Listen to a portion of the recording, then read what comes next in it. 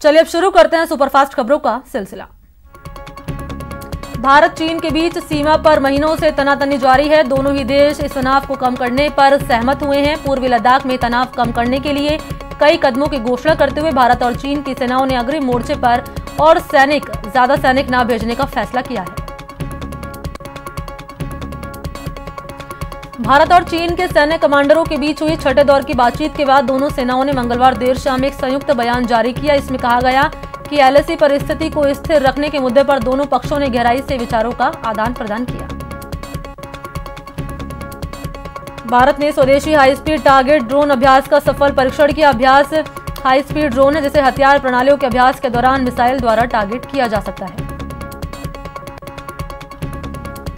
Corona का प्रकोप देश में ही नहीं थम रहा। ऐसे में पीएम नरेंद्र मोदी की आज 7 मुख्यमंत्रियों के साथ वर्चुअल मीटिंग होगी। इसमें महाराष्ट्र, आंध्र प्रदेश, कर्नाटक, यूपी, तमिलनाडु, दिल्ली और पंजाब के मुख्यमंत्री शामिल होंगे।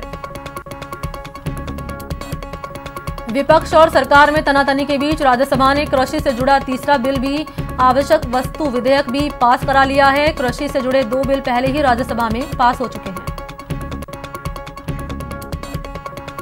जम्मू कश्मीर आधिकारिक भाषा बिल मंगलवार को लोकसभा में पास हो गया। सदन में गृह राज्य मंत्री जी किशन रेड्डी ने विधेयक पेश किया। इस विधेयक पर नेशनल कॉन्फ्रेंस के सांसद हसनैन मसूदी ने विरोध जताया था। बिल पास होने पर गृह मंत्री अमित शाह ने खुशी जाहिर करते हुए कहा कि ये यादगार क्षण जम्मू कश्मीर के लोगों के लिए बेहद महत्वपूर्ण है। इस ऐतिहासिक बिल से जम्मू कश्मीर के लोगों का लंबे समय से प्रतीक्षित सपना सच हो गया है। कांग्रेस कृषि बिल के विरोध में लगातार 3 दिन तक विरोध प्रदर्शन करेगी। 25 सितंबर को कांग्रेस ने बड़े आंदोलन की चेतावनी दी। कांग्रेस अध्यक्ष सोनिया गांधी इसका नेतृत्व करेंगे। कांग्रेस समेत 18 विपक्षी पार्टियों ने राष्ट्रपति रामनाथ कोविंद को पत्र लिखकर कृषि बिलों पर साइन नहीं करने की अपील की है। वहीं कृषि बिलों के खिलाफ पंजाब, हरियाणा और उत्तर प्रदेश में किसान संगठनों ने 25 सितंबर को किसान कर्फ्यू का ऐलान किया है।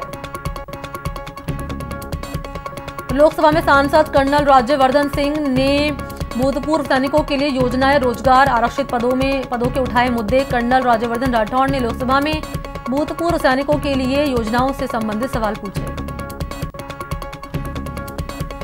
उन्होंने पूछा कि कितनी योजनाओं के तहत भूतपूर्व सैनिकों के लिए आरक्षण उपलब्ध है। राजस्थान में ऐसी कितनी योजनाएं चालू हैं। इन योजनाओं में भूतपूर्व सैनिकों के लिए कितने प्रतिशत आरक्षण उपलब्ध है।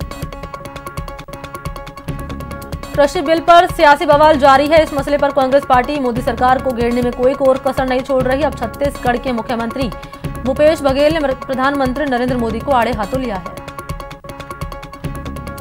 प्रधानमंत्री नरेंद्र मोदी ने 25 मई 2013 को एक ट्वीट किया था। इस ट्वीट के जरिए उन्होंने मनमोहन सरकार पर निशाना साधा। उन्होंने कहा था कि अखबारों में विज्ञापन देने के बजाय दिल्ली में सरकार से किसानों को फसल बीमा का भुगतान करने को कहे। उत्तर प्रदेश के मुख्यमंत्री योगी आदित्यनाथ ने फिल्मी हस्तियों के साथ बैठक के बाद यमुना अथॉरिटी के प्लान पर मुहर लगाई और कहा कि यमुना अथॉरिटी ही बनाएगी गौतम बुद्ध नगर में फिल्म सिटी का निर्माण। मुख्यमंत्री ने यमुना अथॉरिटी के प्रेजेंटेशन की सराहना की और कहा कि ये वही सर्वश्रेष्ठ जगह है जहां फिल्म सिटी बनाई जाएगी। यूपी में फिल्म सिटी की घोषणा के साथ ही इस पर तेजी से काम हो रहा है। फिल्म सिटी के लिए यमुना एक्सप्रेसवे पर 1000 एकड़ की जमीन चिन्हित की गई है। बॉलीवुड के टॉप चेहरों संग सीएम योगी की बैठक में यमुना एक्सप्रेसवे पर फिल्म सिटी के लिए जगह प्रस्तावित की गई है। बिहार के डीजीपी गुप्तेश्वर पांडे ने वीआरएस ले लिया है और प्रदेश के नीतीश कुमार सरकार ने इसे मंजूर भी कर लिया। गुप्तेश्वर पांडे के कार्यकाल पूरा होने से पहले रिटायरमेंट लेने को लेकर अटकलें काफी समय से लगाई जा रही थी। साल 1987 बैच के आईपीएस ऑफिसर गुप्तेश्वर पांडे को जनवरी 2019 में बिहार का डीजीपी बनाया गया। बतौर डीजीपी उनका कार्यकाल 28 फरवरी 2021 तक था। Civil defence and fire services के डीजी संजीव कुमार सिंघल को अगले आदेश तक डीजीपी बिहार का अतिरिक्त प्रभार दिया गया है। वीआरएस के बाद चर्चा इस बात की भी है कि गुप्तेश्वर पांडे विधानसभा चुनाव लड़ सकते हैं। माना जा रहा है कि वो एनडीए की ओर से उम्मीदवार हो सकते हैं। जयपुर के परकोटे क्षेत्र में लंबे इंतजार के बाद आज से मेट्रो का संचालन शुरू होगा। लोगों को परकोटे में मेट्रो की सौगात मिलेगी। दोपहर 12 बजे सीएम अशोक गहलोत इसका वर्चुअल उद्घाटन करेंगे। इससे पहले परकोटे के दोनों स्टेशनों पर मेट्रो प्रशासन की ओर से तैयारियों को अंतिम रूप दिया गया। एक दिन पहले मेट्रो का ट्रायल भी किया गया। अब आज उद्घाटन के बाद बड़े चौपड़ से मानसरोवर स्टेशन के लिए ट्रेन रवाना होगी। पर कोटे में पहली बार भूमिगत मेट्रो ट्रेन का संचालन होगा। बड़ी चौपड़ से चांदपोल तक करीब 2.1 किलोमीटर भूमिगत मेट्रो दौड़ेगी। एक मेट्रो के आने और जाने में करीब 52 मिनट लगेंगे। दिन भर में 178 मेट्रो चलेगी। एक दिन में मेट्रो के बड़ी चौपड़ से मानसरोवर तक 89 फेरे होंगे। मेट्रो सुबह 6:20 से रात 9:20 तक चलेगी। कोविड-19 को देखते हुए अभी यात्री स्मार्ट कार्ड से ही मेट्रो में सफर कर सकेंगे। इसके लिए यात्रियों को स्मार्ट कार्ड लेना जरूरी होगा। ये कार्ड सभी मेट्रो स्टेशन पर उपलब्ध होगा। जयपुर से अब पैसेंजर रेलों की गिनती बढ़ती जा रही है। आज से सप्ताह में 2 बार सुपरफास्ट क्लोन रेल सेवा शुरू की जा रही है। इस रेल सेवा को क्लोन इसलिए कहा जा रहा है क्योंकि इसकी सभी सुविधाएं राजधानी एक्सप्रेस की तर्ज पर होंगी और किराया भी आश्रम एक्सप्रेस के बराबर रखा गया है। ये ट्रेन 23 सितंबर से हर रविवार और बुधवार को अहमदाबाद से शाम 5:40 पर रवाना होकर अगले दिन सुबह 7:55 पर दिल्ली पहुंचेगी। कोटा में नए एयरपोर्ट को नागरिक उड्डयन मंत्री हरदीप सिंह पुरी ने सैद्धांतिक सहमति दी। ये एयरपोर्ट शंभूप्रा में बनेगा। ये मंजूरी दिल्ली में लोकसभा स्पीकर ओम बिरला की ओर से दी गई है। इसको लेकर एयरपोर्ट अथॉरिटी भूमि आवंटन को लेकर प्रदेश सरकार को दोबारा चिट्ठी लिखेगी। कोटा में एक नए एयरपोर्ट के निर्माण का मामला लंबित चल रहा है। इसे देखते हुए लोकसभा अध्यक्ष बिरला ने पहल कर अपने चैम्बर में बैठक की। बैठक में बिरला ने कहा कि नया एयरपोर्ट कोटा की महत्वपूर्ण आवश्यकता है और इसको लेकर अब कोई देरी नहीं की जाए। ग्राम पंचायत चुनाव के दूसरे चरण में आज से 1028 ग्राम पंचायतों के लिए नामांकन दाखिल करने की प्रक्रिया शुरू हो जाएगी। इस दिन 9662 वार्ड पंचों के लिए भी पर्चे दाखिल किए जा सकेंगे। पर्चा दाखिल करने का समय सुबह 10 बजे से शाम 5 बजे तक रखा गया है। राज्य निर्वाचन आयोग द्वारा जारी चुनावी कार्यक्रम के मुताबिक 24 तारीख को नामांकन पत्रों की जांच होगी। 24 तारीख को ही दोपहर 3 बजे तक नाम वापस लिए जा सकेंगे। 3 अक्टूबर को मतदान होगा। मतदान की समाप्ति के बाद मतगणना करवाई जाएगी। इसके बाद चुनाव परिणाम घोषित कर दिए जाएंगे।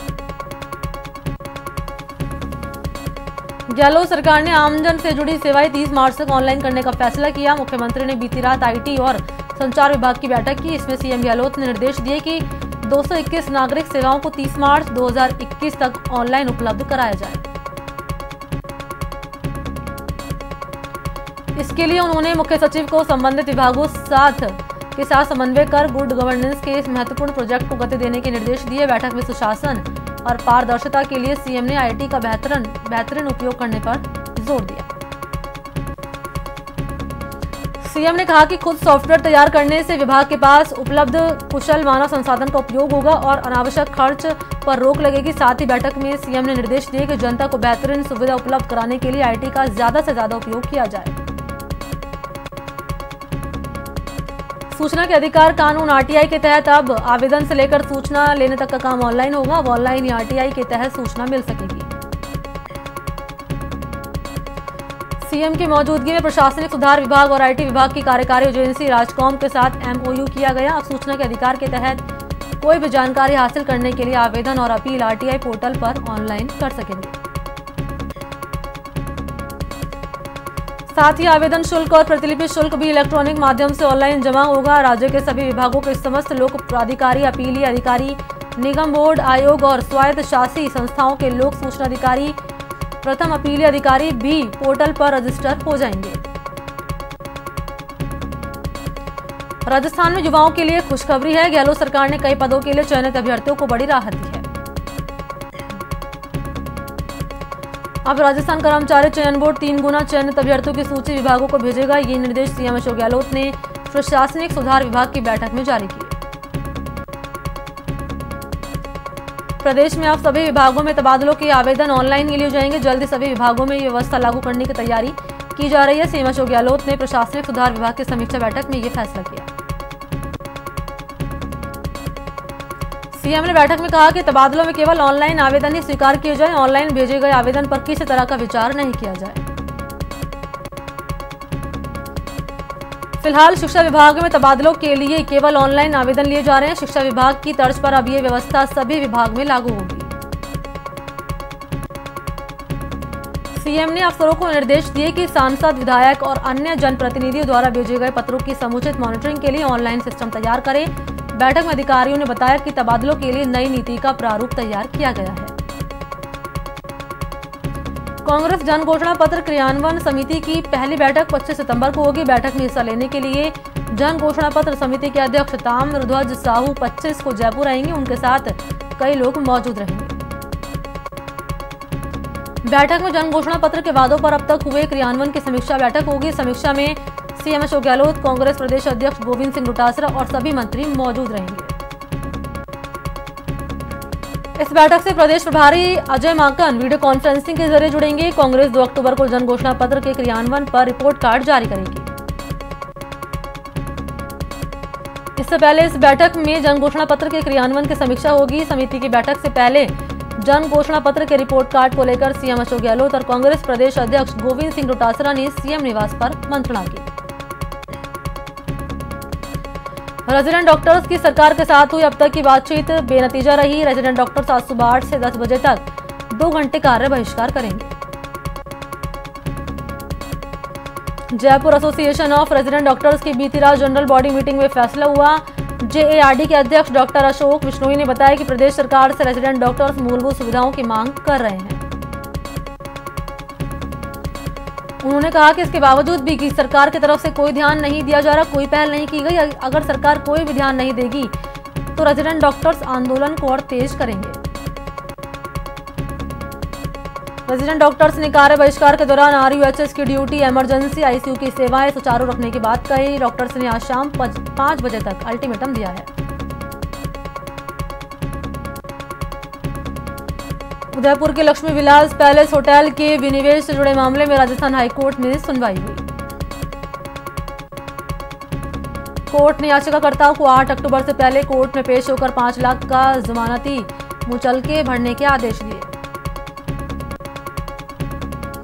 वहीं इसी मामले में पूर्व केंद्रीय मंत्री अरुण शौरी की ओर से लगाई गई याचिका के रजिस्टर्ड नहीं होने के चलते उस पर सुनवाई नहीं हुई। कोरोना महामारी का असर अब आम जनजीवन के साथ साथ यात्रियों पर भी साफ तौर पर देखा जा सकता है। कृषि सुधार बिल को लेकर बवाल जारी है। इस बीच कांग्रेसी राज्यसभा सांसद नीरज डांगी ने कहा कि किसान और व्यापारी सब इस बिल के विरोध में हैं और उनके परिजनों की भीड़ उमड़ पड़ी। ओपीडी में प्रवेश को लेकर काफी देर तक हंगामे के हालात बन गए। भीड़ के चलते कई मरीजों को घंटों तक इंतजार करना पड़ा। ओपीडी में मरीज की संख्या बढ़ने के साथ ही कोरोना काल में सोशल डिस्टेंसिंग के धज्जे उड़े।